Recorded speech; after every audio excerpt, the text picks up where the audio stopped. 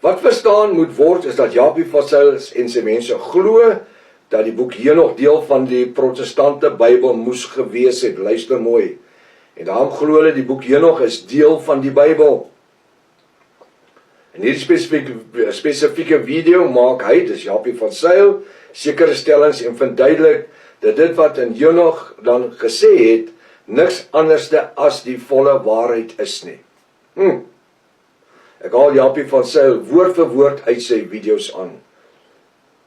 Nou wat ek nou gaan doen is van hier af, is dit so goed as u gaan kyk na Japie se video, wat u nie gaan sien nie. Ek het dit woord vir woord gaan afskryf. En in die proses gaan ek vir u verduidelik die teenoorgestelde van dit wat hy sê, met die skrifverwysings. En ek gaan ook die skrifverwysings vir u aanhaal, wat hy na verwys. En weer 'n keer, ek gebruik die 33 Afrikaanse Bybel. Nog 'n misleiding. Japie van Zyl verduidelik, dit is 1 September 2025, doet so hy sy video gemaak het. Dan gaan hy verder deur te sê, hierdie is nog 'n misleiding wat deur die kerke opgedis word as die waarheid.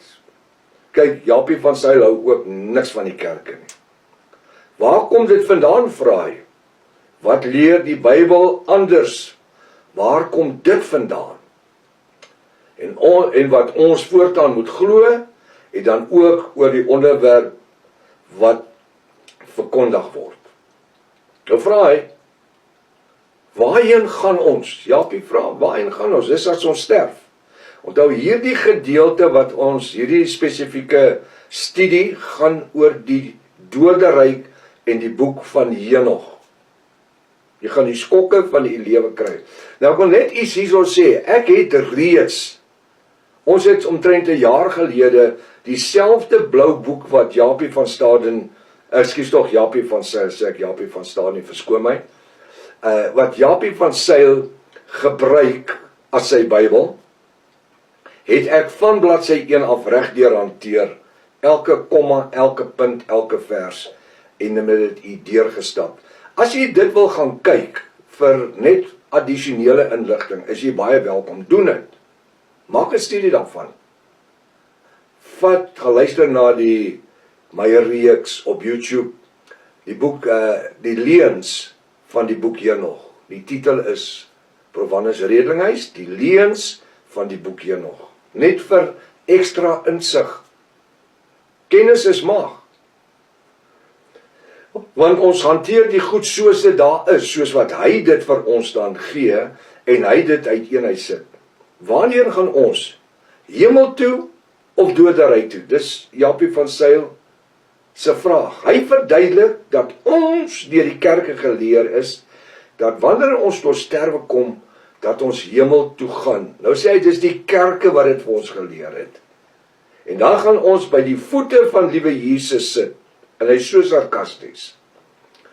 Hy sê, daar gaan goue strate wees, waar almal op goue harpe gaan speel, en op viole speel, en dan gaan 'n paar koortjies sing, en dan trek hy sy gesig, en dit is eintlik, die Engelse woord is amazing, en ek, Japie van Zyl, weet nie wat hulle verder die hele dag gaan doen nie, hy sal nie weet nie, want hy het nie 'n klou waarvan hy praat nie, want hy glo nie die Bybel nie, hy glo die boek Henog, en natuurlik, die ander geskrifte van, wel, daar's eintlik 4 boeke Henog, wat daar is. Dit is min of meer die storie, wat die kerke by die begrafnisses van ons opdis, sê Japie van Zyl. Almal word geleer dat wanneer ons doodgaan, gaan ons hemel toe. Is dit wat ons glo? Wel, ek wil dit sommer net 'n ding hierso sê, ek kan nie verstaan dat Yahshua, dis Jesus Christus, aan die kruis hang, besig om te sterf, en laas hom hang 2 sondaars, en die een op die linkerkant sê, as jy Elohim of God is, haal ons van die kruis af, al 3.